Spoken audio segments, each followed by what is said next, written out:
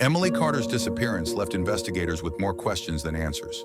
With no physical evidence and no eyewitnesses beyond a single mysterious SUV, the case quickly grew cold. But theories continued to swirl.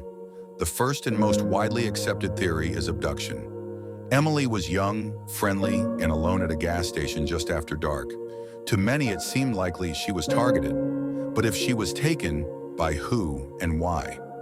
A criminal profiler explained that predators often look for moments when someone is distracted or isolated, even in public places. If someone was watching Emily, they may have waited until she stepped out of camera view. It takes less than 30 seconds to force someone into a vehicle. Investigators considered the possibility that Emily had been followed from work, but they found no evidence of a stalker. Still, the image of that unidentified SUV lingers as the most chilling clue. As days turned to weeks, a darker possibility surfaced.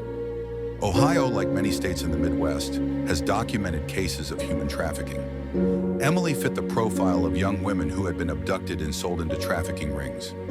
A former FBI agent explained that when you have a case with no body, no evidence, and an immediate disappearance, trafficking has to be on the table. These groups are organized. They know how to move someone quickly without leaving a trace. Authorities brought in the FBI. They cross-referenced Emily's case with disappearances in nearby states. While there were similarities, no direct connection was ever proven. Still, the possibility could never be ruled out. Another theory was that Emily simply chose to disappear. Could she have left on her own? Her car, her phone, her wallet, everything she owned was left behind. To many, this idea never made sense. Megan insisted that Emily was making plans, laughing, and looking forward to the future. She had a good job, close friends, and no reason to leave her life behind. Investigators searched her digital life, combing through texts, emails, and social media. They found no signs of depression, no secret communications, no indication she planned to start over. By all accounts, Emily wanted to live her life, not run from it. In the absence of answers, whispers began to spread. Some locals suggested something stranger, that Emily's disappearance was supernatural. A few even called it a modern-day missing persons mystery, similar to cases in so-called vanishing triangle regions of the country. While investigators never entertained these ideas officially, the lack of evidence left room for speculation, adding a chilling layer of mystery to an already haunting case. For Emily's family, the pain never ended.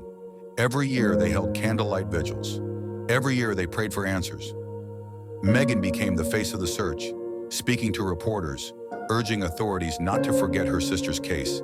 She reminded everyone that Emily would never have left without a word, and she continued to push for answers no matter how much time had passed.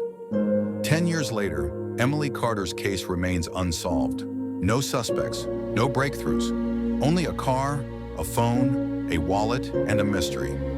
A retired detective admitted it was the case that kept him up at night. A young woman disappears in front of cameras, in front of an entire community, and there is still no explanation. But in 2024, a strange report emerged. At a small diner in Indiana, more than 200 miles away, staff swore they served a woman who looked exactly like Emily. She arrived alone, ordered coffee, and kept her eyes low. When the staff turned to check on her, she was gone. The cameras caught her face for only a moment. The footage was blurry, but to many, it looked just like Emily Carter.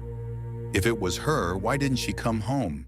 If it wasn't, who was the woman who walked into that diner?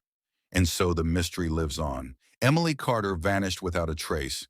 And a decade later, the world is left asking the same question it asked on the night she disappeared.